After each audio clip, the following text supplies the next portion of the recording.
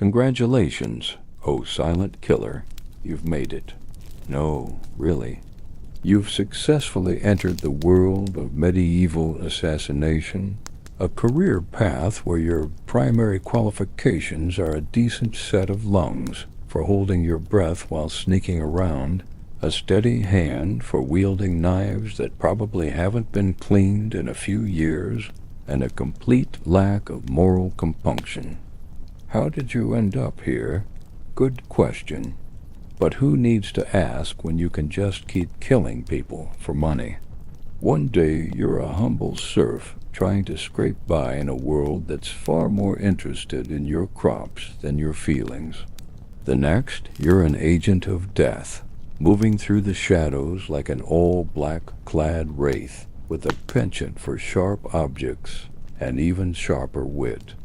How did you get your start in this line of work? You'll never really know. Perhaps it was that one lord who caught your eye at the wrong time, or maybe it was just a desperation to escape your otherwise mundane, miserable life. But let's be honest here. Being a peasant wasn't going to work for you. You've got no farm to inherit, no crops to tend, and definitely no interest in hauling around sacks of wheat for a miserable life of back-breaking labor. No, that life is for someone else. You're a killer now, and it's a living. Sort of, but it's better than what you had before, right? You're sitting in a dark tavern right now, surrounded by the smell of stale ale, the dampness of the stone walls, and the overheated peasants who seem to have nowhere better to be. Their laughter is loud, obnoxious, and entirely unremarkable, just like them. But you're not part of that world anymore. You're no longer a nameless face in the crowd, just another cog in the endless grind of medieval life. No, you're something else. Something that exists in the quiet corners of the world, away from the public's eye, away from the noise. You are a shadow now, a whispered legend in a world that is far too busy trying to survive to notice what happens behind closed doors. At the far end of the tavern, behind a barrel of fish, so old it smells like it's been taxidermied, sits your contact. They look unassuming, perhaps a little too unassuming, but that's part of the game, isn't it? Nothing says I'm up to no good, like looking like you have nothing to hide. Of course, the contact is a bit of a walking cliché. A hooded figure, barely visible beneath the shadows, just in case someone's paying attention. And why would they be? In this city, everyone has bigger problems than who's sitting in the corner, watching the fire flicker and burn. Who cares about a stranger in the dark when there are angry mobs of peasants outside, gnashing their teeth over food they can't afford or the land they can't work? There's always a bigger problem than the one waiting for you in the shadows. Your contact slides a scroll across the table. The parchment is aged, the ink fading slightly at the edges, but it's still legible. You glance at it briefly. There's no point in getting too involved until you know the target. That's the rule, right? You don't ask too many questions until you're sure that this is a job worth your time. The target's a lord, a noble.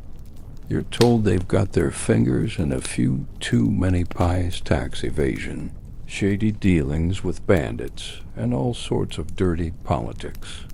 In other words, they're the perfect kind of target. Someone who's had it coming for a long time, and someone who's probably already on someone else's hit list. That's the way it works in your line of work. A lot of the time, you don't even have to make the case. There are always those who wish the target dead, and you're the one who gets paid to make it happen. The details are always a little murky, but that's part of the thrill, isn't it? Not knowing exactly who you're killing, why, or how much you'll be paid at the end. It's always a gamble. But when it works out, it's a hell of a job. The contract's yours now, and the game begins. So what's next? Well, first, you make sure your knives are sharp and your cloak is tight.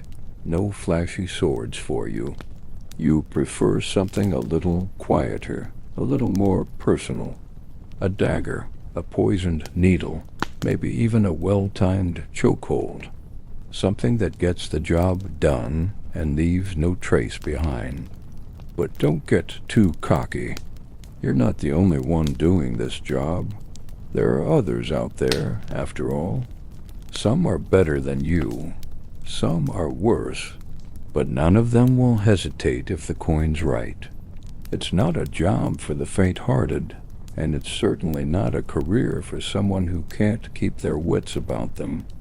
If you want to survive in this world of deceit and backstabbing, you need to have your head on straight and your senses heightened.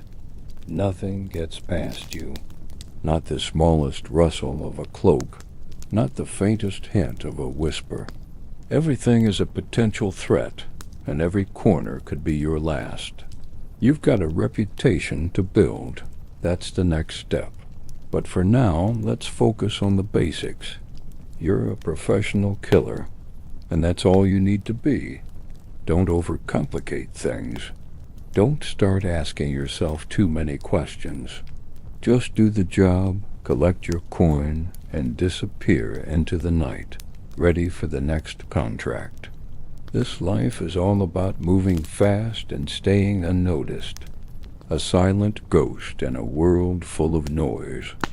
As you finish reading the contract, you glance at the door, scanning the room one last time. You never know who's watching. That's the reality of this world. You're always being watched. So you gather your things, make sure your knives are in place, and stand to leave. The door creaks open, and as you step into the street, the shadows swallow you whole. You are ready, and the world will never know what hit it. You're out in the streets now, the night air thick with fog, and the glow of torchlight casts long, eerie shadows against the cobblestone paths. The city's alive in its own odd way, a place of constant hustle, noise, and treachery. The merchants are packing up their stalls, the beggars are wandering, looking for their last coin of the day, and the night watch is just beginning their rounds clueless about the dagger hanging just beneath your cloak.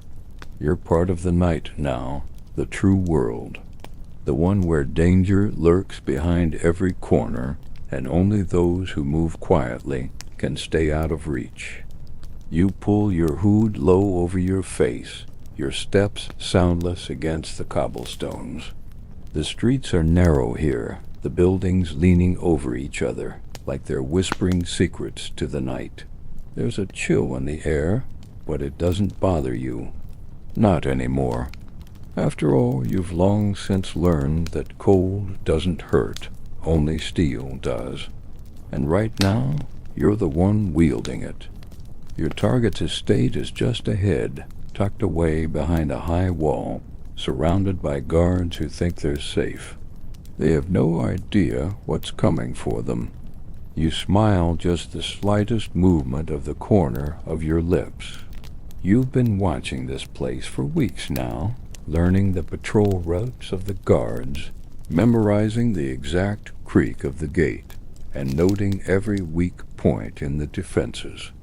There's something to be said about patience in this line of work.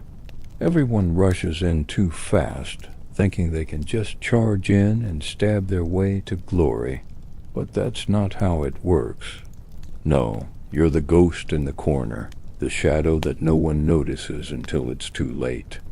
You pause for a moment before the estate's gates, assessing the situation. The guards are moving lazily, as they always do when they think they're safe. Their armor clinks, the occasional shot floats on the air, but they have no real sense of urgency. After all, why would they? Nothing ever happens to them.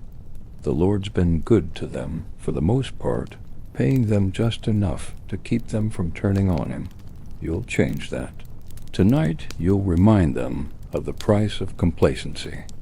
You slip into the shadows, your heart barely thumping in your chest. The night's so still you could almost hear a pin drop. But that's the trick, isn't it? In this world, the silence is your ally. The noise, the people, the hustle, the chaos, none of that matters. It's the quiet moments, the ones when everyone's too comfortable, that you live for. The ones when no one's paying attention to the movement in the shadows, the soft whisper of footsteps, the sudden glint of a blade. You move carefully, methodically, like a spider setting a trap. The guards are still talking among themselves, their voices lazy and unconcerned. Perfect. This is too easy. You creep around the side of the estate, past the alley where the kitchen staff usually smokes their break. You can hear them gossiping, but they don't notice you slipping by. They never do. The back door is just ahead now. It's the servants' entrance, and it's always left unguarded at this hour. Why would anyone in their right mind think someone would approach from here? They're all too busy with their precious front gate, too busy trying to look important.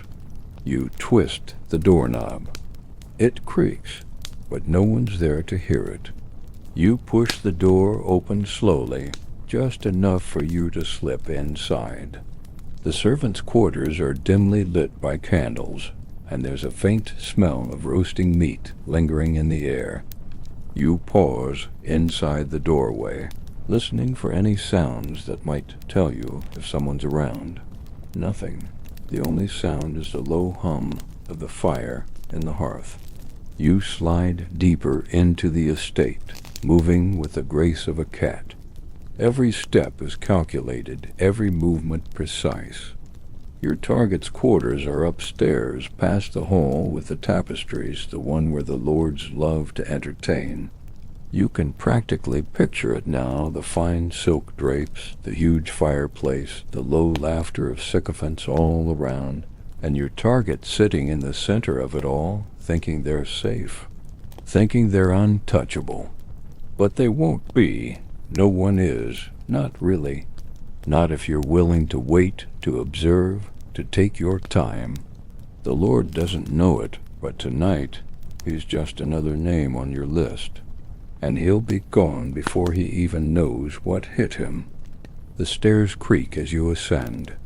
You've been in enough places like this to know that the wooden floors are always the first thing to give you away.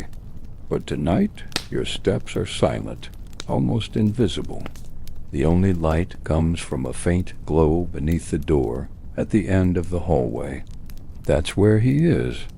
You can feel it, his presence, the weight of it just on the other side of that door. You've killed men like him before, fat, bloated with wealth, sitting behind their walls, thinking their gold will protect them from everything, even death. You've made sure no one else is in the house. The servants are asleep, the guards are out front, and no one will be coming to the Lord's aid. You're alone. It's just you and the target now. You take a deep breath, steadying yourself. There's no room for hesitation here. Not now. You grip your dagger tighter, the cold steel a comforting weight in your palm. This is what you were born to do. Not to toil in the fields, not to serve someone else's dream, but to take lives in the quiet of the night. To become the shadow, the nightmare that slips through the cracks of the world and disappears just as quickly. You are the last thing they'll ever see, and for a moment, that thought is enough to make you feel like you're in control of the world. This is it, the moment you've been preparing for. The target's fate is sealed, and you, silent, deadly, inevitable, are about to make your move. You stand in front of the door, the silence wrapping around you like a cloak. Your breath comes slow and measured, each inhale a preparation for the task ahead. You know what comes next, and you know it will be swift. The Lord's fate has been sealed the moment he became the target, but now it's time to finish the job. You tilt your head slightly, listening to the soft murmur of voices on the other side. It's always the same. They never realize how close death is. They're so wrapped up in their comfort, their entitlement, that they think nothing at all can touch them. You've seen it 100 times. The noble lord, the high-born fool, too wrapped up in their own importance to see the shadow creeping ever closer. They don't understand that your silence is your weapon, that the lack of a sound is the last thing they'll ever hear. Your target isn't exactly what you expected. You'd heard rumors about him, how he was cruel, how he built his wealth off the suffering of others. But now, standing in front of his door, you find yourself feeling something almost unexpected: indifference. This isn't personal, not really. It's just business. It's always business. Your targets are as faceless as the coin you receive when the job's done. And tonight it's just his turn. This lord, like all the others, is another part of the system you're paid to tear down. You step forward, your hand brushing the door gently. A light push and the door swings open. Just a crack, just enough to see inside.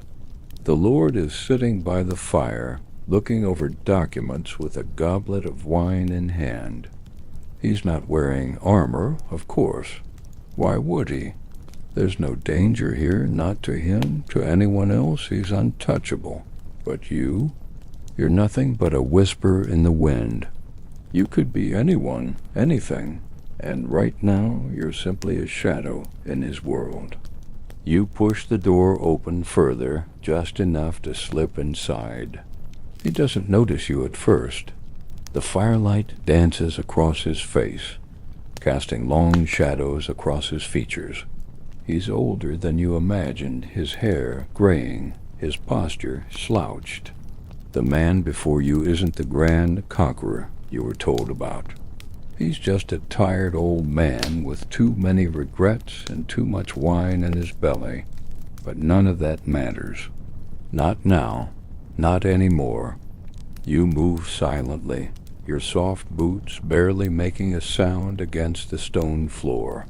Every step brings you closer. You can almost hear his heart beating, feel the heat of the fire on your face, but you remain perfectly still, a presence in the dark, a ghost who has come to do what it must. You stop just behind him, your breath slow and controlled, your dagger in your hand, the blade gleaming in the firelight. There's a moment, a single moment, when everything pauses. The Lord leans back in his chair, oblivious to your presence. He sets down his goblet and stretches, rubbing his eyes, as if the weight of the world has finally gotten to him. That's when you make your move. In a single, fluid motion, you step forward, your blade flashing in the dim light. You know the angle, know the pressure to apply, know where to strike.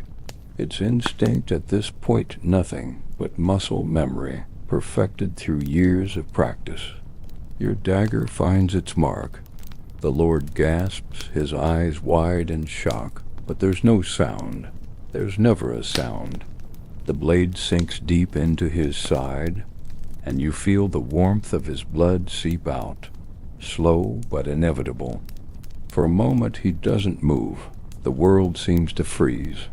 Then he slumps forward, the life draining from his body in a rush. His body gives a final twitch, and then, just like that, it's over. The Lord is dead, and the room falls silent. You stand over him for a moment, watching as the firelight flickers across his face, now slack in death. You didn't enjoy it, but you didn't hate it either. This is what you do. This is who you are now. You've taken lives before. you'll take them again. You don't need to feel anything about it. Not anymore. It's a job, and jobs are meant to be done. You look around the room, your eyes scanning for anything that could identify you. But no, nothing. You're already a ghost. You've already faded into the night, leaving nothing behind but a lifeless body and a few scattered papers. You turn, your hand brushing the doorframe as you exit, making sure to leave no trace of your presence. The guard outside is still oblivious, talking quietly with his companion. The only thing that betrays your presence is the faint smell of blood in the air. But even that will fade in time. You slip out the back door, disappearing into the night. The estate is still, quiet, as if nothing has changed. You take a deep breath, feeling the cool air of the night fill your lungs. The job is done. Another target, another contract fulfilled. But this is just the beginning. The world is full of lords and ladies, full of kings and generals, all of them too arrogant to see the danger in the shadows. And you? You are the one who waits, the one who watches. And when they least expect it, you'll be there, in the dark, ready to strike again. You move swiftly through the shadows, the cold night air biting at your skin as you melt into the alleyways, your cloak swirling behind you like a shadow trying to escape the light. The estate is quiet now, too quiet. The kind of silence that creeps up your spine, setting your nerves on edge. You know the drill. You've done this 100 times before. There are no triumphs in this line of work, no celebrations. Only the cold satisfaction of completing the task and the careful, calculated escape that follows. The streets are quieter than usual. The night is heavy with a sense of impending chaos. Even the usual drunks who stumble around looking for trouble have gone to ground tonight. It's the kind of night when the world seems to hold its breath, waiting for something to happen. You've learned not to ignore that feeling. It's the kind of omen that either spells disaster or just another average night in your life. You round a corner and find yourself at a narrow alley leading to the city gates.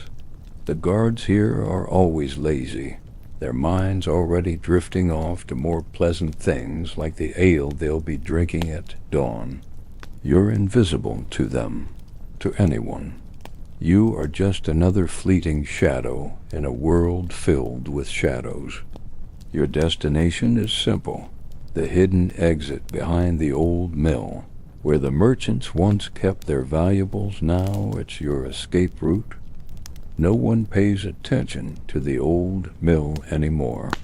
Everyone's too focused on the hustle and bustle of the town center. The nobles don't use this route. Why would they? It smells like sour grain, old leather, and the occasional rat carcass. The perfect place for someone like you to vanish. As you approach, you notice a faint flicker of light near the entrance. A lantern. You freeze. For a moment it feels like the world has tightened around you, but you don't panic. Panic will get you caught. Calmness is the key to survival. You press your back against the stone wall and take a breath. The shadow of a figure passes by the light. Just one guard keeping watch. But even one can be a problem if they're alert enough. You can't afford to be seen. Not now. Not when you're so close to freedom. You wait and wait. The figure moves further down the path, his boots echoing softly against the stone. It's just a momentary lapse. You slip forward, your heart thudding in your chest, but your movements are as smooth as oil on water. The gate creaks open with a barely audible protest. You pause, listening for the guard's footsteps. You don't hear them. Good, That's one problem solved. The outside world is even colder than you expected. The wind howls through the trees, but you're moving faster now, following the path to the nearby woods. Once you hit the trees, you'll be invisible again. You've done this dance too many times to mess it up now. The forest is dark. The branches overhead creak as the wind moves through them. You know the way. You've walked this path more times than you can count, each time moving quicker, more efficiently, and with even more care.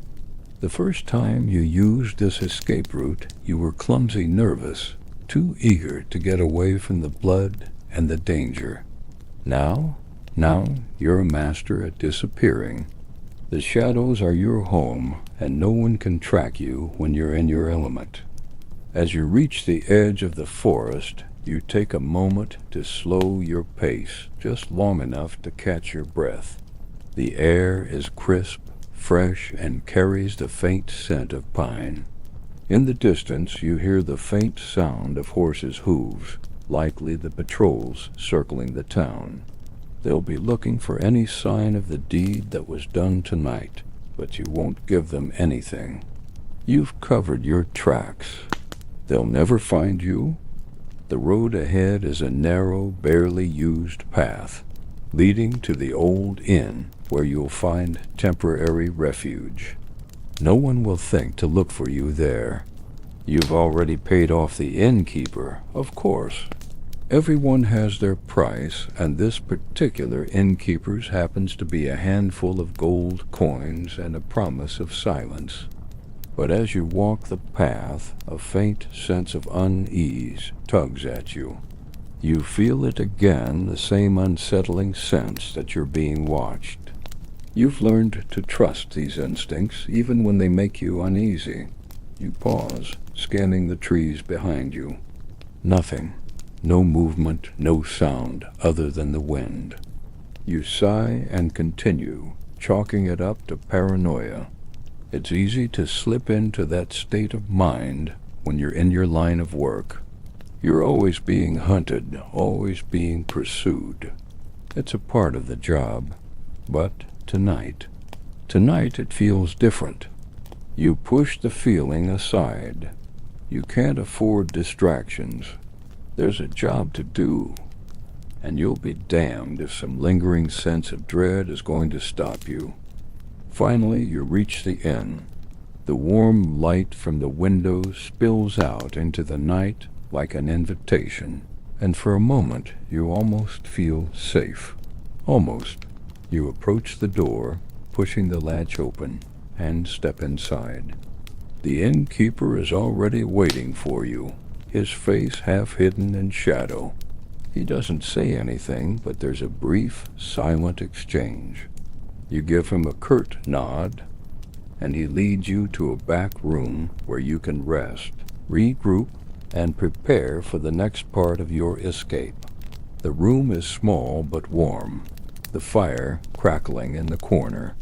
It's not luxury, but it's enough.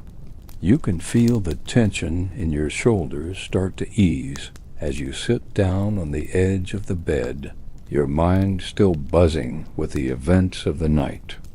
But just as you begin to relax, the door creaks open again. The innkeeper looks at you, his eyes wide with panic.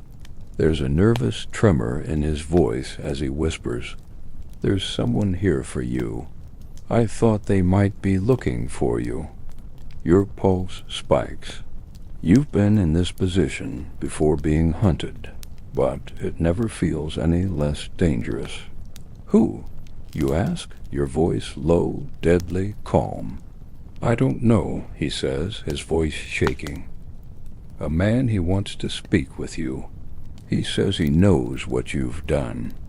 Your mind races, but you force yourself to stay calm. In this line of work, panic is the quickest way to an early grave. You don't know who this man is or what he wants, but you do know one thing. He's not here by chance. No one seeks you out unless they have a reason, and right now, Your only concern is keeping your head. You rise slowly from the bed, your muscles stiff from the tension that's been building for hours. The innkeeper stands frozen, the look in his eyes a mix of fear and helplessness. You can almost taste the panic in the air. He's too frightened to lie, too scared to be of any use to you now. "Where is he?" you ask, your voice low and deliberate. "Downstairs," the innkeeper replies, his voice barely a whisper. "He's waiting for you." You nod. No need to rush. If he's waiting, then he's not here to kill you outright. Yet you move toward the door, but as you pass by, you stop just short of it, turning back to the innkeeper. "Stay here," you say, your gaze sharp. "If I'm not back in 10 minutes, leave, understand?" The innkeeper nods frantically, but you can see the sweat on his brow. He's terrified, and that's the last thing you need. In your line of work, fear is like a disease. It spreads quickly, and soon everyone around you is infected. You'll need to handle this alone. You take one last look at the room, small but safe, for now. Then you slip out into the hallway, your boots soft against the worn wood. You descend the stairs slowly, quietly, your senses sharpened, alert for any sign of danger. You can hear the faint murmur of voices from below. One is clearly the innkeeper's. The other voice, deep and steady, belongs to your visitor. You pause at the bottom of the stairs, standing in the shadows. The room is dimly lit by a couple of flickering oil lamps. In the center, a tall, broad-shouldered man sits at one of the tables, his face obscured by the hood of his cloak. He's alone, but there's something in his posture, a stillness, a control that gives you pause. He's not like the usual tavern drunks who come through here, looking for their next drink or a place to sleep off their last bender. This man is here for business, and you don't like the sound of it. You step into the room, and the door creaks behind you. The man's head turns slightly. He doesn't look startled, doesn't move at all. His eyes lock onto yours with unnerving calmness. "There you are," he says, his voice low but clear, every word carrying the weight of someone who knows exactly what they're doing. "I was beginning to think I'd have to come upstairs." You don't flinch. You don't move. "Who are you?" you ask, your voice flat, controlled. Every muscle in your body is poised for action, but you don't reveal anything. "Not yet." He chuckles, a sound almost too smooth, too practiced. "I'm the one who makes sure that people like you don't stay hidden for long." You stay silent, watching him, studying the way he holds himself. There's something unsettling about him, something that doesn't sit right. He's not a normal mercenary, not a run-of-the-mill bounty hunter. His mannerisms are too precise, too calm. This is a man used to power, to control, not the type you'd normally deal with. "Let me guess," you say, your voice growing cold. "You're here to kill me." He shakes his head slowly, as if amused by your statement. "No," he says, his voice a little softer now, but with an edge to it. "I'm here to offer you a deal." Your hand tightens around the hilt of your dagger, hidden beneath your cloak. A deal? With someone like him? You don't trust anyone who's too calm, too sure of themselves. Especially not someone who knows what you've done. "And why would I want anything to do with you?" you ask, your eyes narrowing. "I don't deal with people like you." He smiles, but it doesn't reach his eyes. "Because you don't have much of a choice, you see. I know exactly who you've killed, what you've done, and I'm offering you a chance to stop running, to make this life a little easier on you. But you have to take my offer, or else ... You raise an eyebrow. Or else. He leans forward slightly, and for a brief moment you see the cold calculation in his eyes. Or else you'll find out what happens when someone who knows everything about you decides to make your life ... interesting. For a very long time, the threat hangs in the air, and it's not the first time you've felt it. But there's something different about the way he says it's something chilling. It's not just a threat. It's a promise. You take a slow step forward, your eyes never leaving his. "You don't scare me," you say, your voice firm. He laughs, but this time there's no humor in it. "I don't need to scare you," he says, standing up slowly, his frame towering over you. "I just need to make sure you understand what's at stake here. You're good, I'll give you that. But you're not the only one who's good. There are others who want you, and they won't be as accommodating as I am." You feel the weight of his words sink in, but you don't let it show. You've been in worse situations. You've come out alive so far.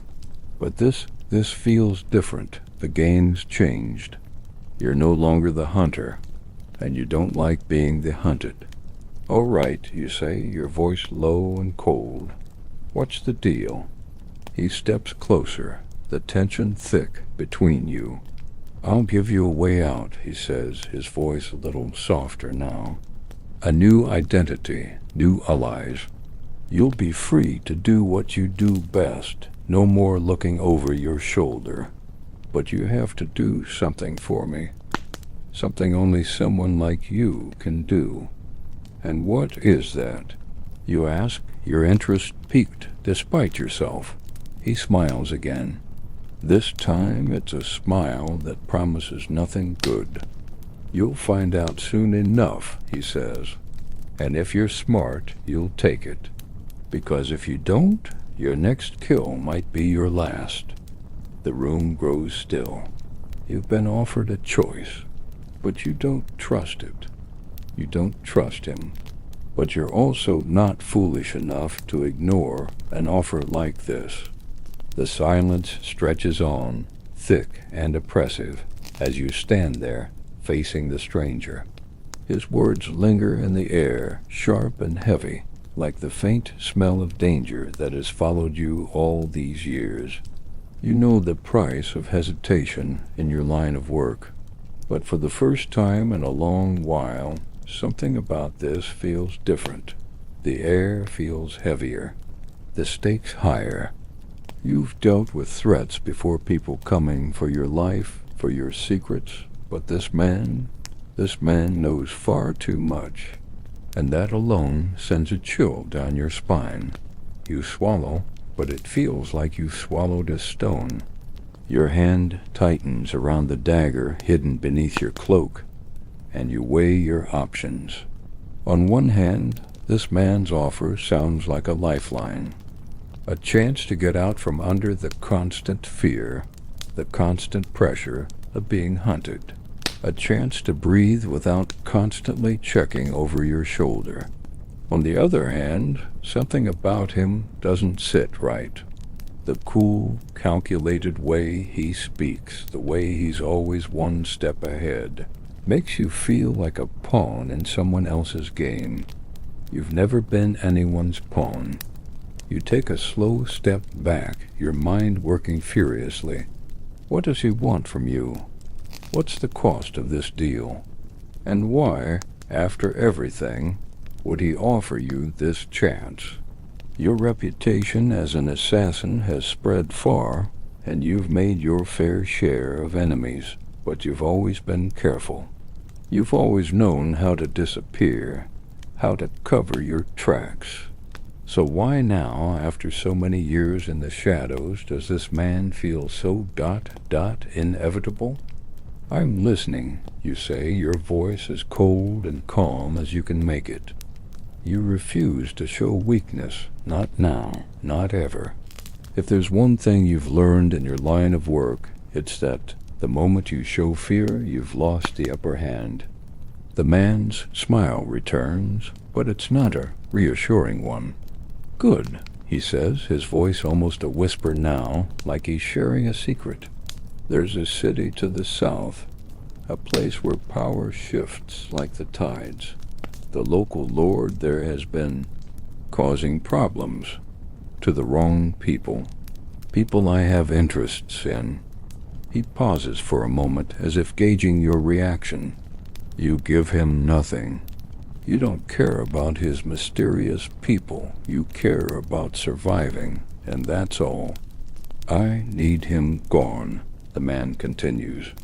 "And you, my friend, are the perfect candidate. You can get close. You can slip under the radar. And then, when the time is right, you do what you do best. And when you're done, I'll make sure you have everything you need to disappear.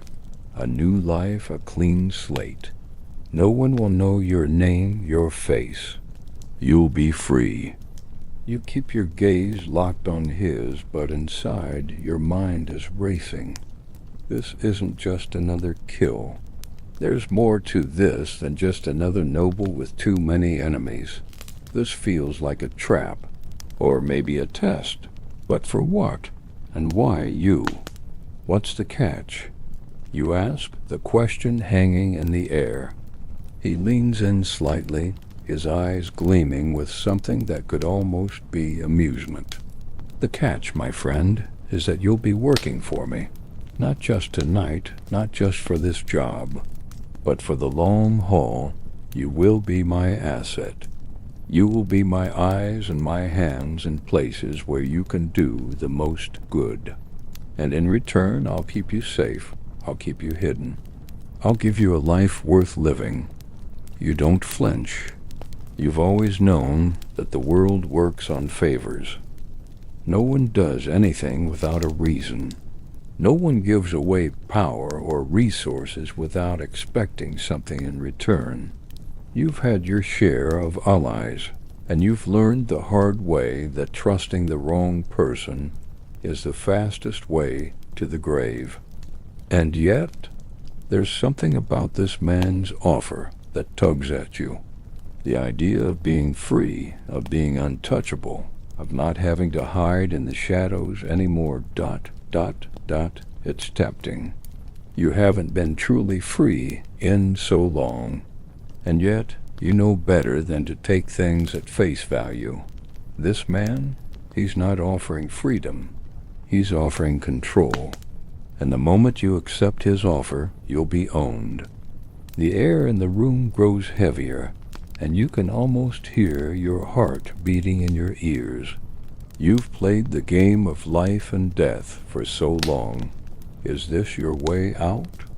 Or is this another snare, another chain that'll hold you even tighter? You take a step back, your hand never leaving the dagger hidden beneath your cloak. "And if I refuse?" you ask, voice steady, as if you've already made your decision. But you haven't. Not yet. The man doesn't flinch. He doesn't seem surprised, either. He expected the question, and he has an answer ready. "If you refuse," he says, "you'll become a problem for me. And that, my friend, is a position I don't think you want to find yourself in." Your breath catches in your chest, and for the briefest moment, the weight of his words presses down on you. The truth is, you've always been good at staying ahead, at covering your tracks, at disappearing into the shadows. But you've never had anyone this determined coming after you. You're a killer. You've always been a killer. But the question now is, who's really in control? You or him? You stand there in the dimly lit room, the fire crackling softly in the background, and you weigh your options. The choice before you is clear. It's always been clear. Do you stay in the shadows, hunting for the next target, knowing you'll never truly escape? Or do you take this man's offer, knowing you might be trading one set of chains for another? You don't have all the answers, but you know one thing for sure. This moment will define you. The world is waiting for you to make a choice. The room feels impossibly small now.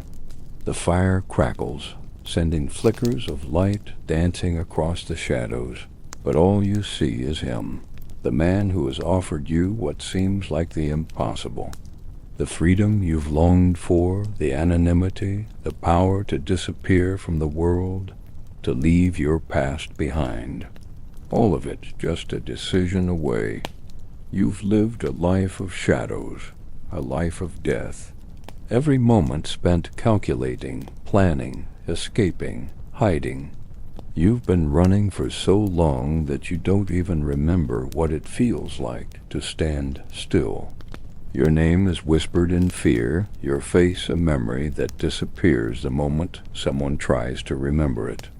You've been good at that, haven't you? At slipping away, at becoming no one. But here, now, in this room with the man who holds your future in his hands, you realize something. All your life you've been running away, running from the people who want you dead, running from the past that weighs you down, running from the very thing that keeps you alive, the kill. But is that really living? Is this what you want? To be the ghost in the shadows forever? The man watches you carefully, his eyes not leaving yours. He knows the answer already. He's seen this before. A killer who has outlived their usefulness to themselves. A person who is so good at surviving that they've forgotten how to live. You take a deep breath. The weight of your decision presses down on you, heavier than any burden you've ever carried. This is it. This is the moment when everything changes. No more running. No more hiding. You can either choose the life that has kept you safe or the life that could set you free. He's not offering you a choice, not really. It's a deal, and a deal always comes with strings attached. He knows that, and so do you. But there's a part of you that wonders, what if this is your way out? What if this man is the only way you can finally stop being the one who runs? You look at him, your heart beating in your chest, your mind racing with the implications. You could take his offer. You could have a new life, one without the constant threat of being found, of being hunted. You could take your place as one of his assets, hidden from the world, free to kill for him, but never again for yourself. Or you could refuse. You could keep running, keep killing, keep existing in the shadows, always alone, always searching for something that might never come. But refusing means taking on the enemy that now stands in front of you, and you know what happens when you don't play the game. The consequences are always far worse than the price of playing. I don't trust you, you say, the words cutting through the air like a blade. It's the truth. You don't trust him, and you don't trust anyone. But you don't trust yourself either. Not anymore. The man smiles, an amused glint in his eyes. Good, he says, his voice smooth, unbothered. I wouldn't trust me either, but you'll learn to eventually. It's a matter of survival.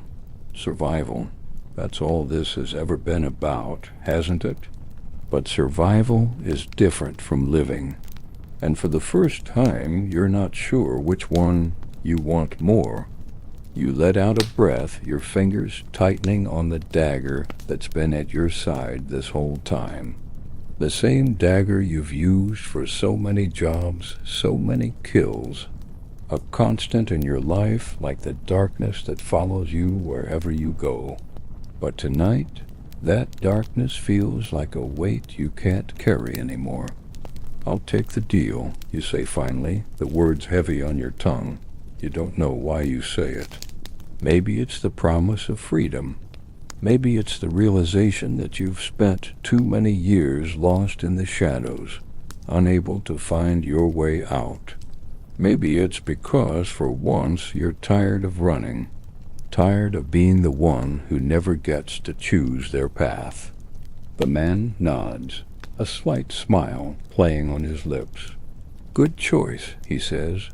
It's always better to have someone on your side than against you.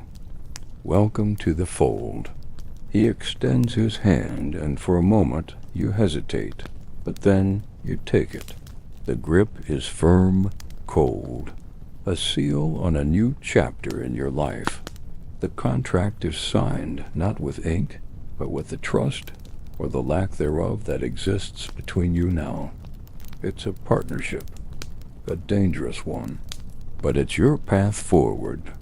As you release his hand, you can already feel the shift. The weight of your decision settles deep inside you. You've crossed a line, one that you'll never be able to uncross. You've taken a deal with a man who's not to be trusted, but for the first time in your life it feels like you've gained something. A place, a purpose, a future, however uncertain it might be. You'll leave tomorrow, he says, pulling back from you and moving toward the door. There's work to be done, and in your new life you'll have a role. It's time to stop hiding. The door closes behind him, and for the first time in what feels like forever, you're alone with your thoughts. The fire flickers in the corner, its warmth a reminder that the world outside continues to turn, oblivious to the changes you've just made. You sit back in the chair, your fingers still grazing the dagger at your side. The world is no longer a place of shadows. It's a place where you've made your mark, for better or worse. You're no longer just a killer in the dark. Now you're something more. Whether that's a blessing or a curse, only time will tell. You have your freedom now, but it came at a price, and you're not sure if you're ready for what comes next. But for the first time in a long time, you feel something you haven't in years, something more than survival. You feel like you're alive,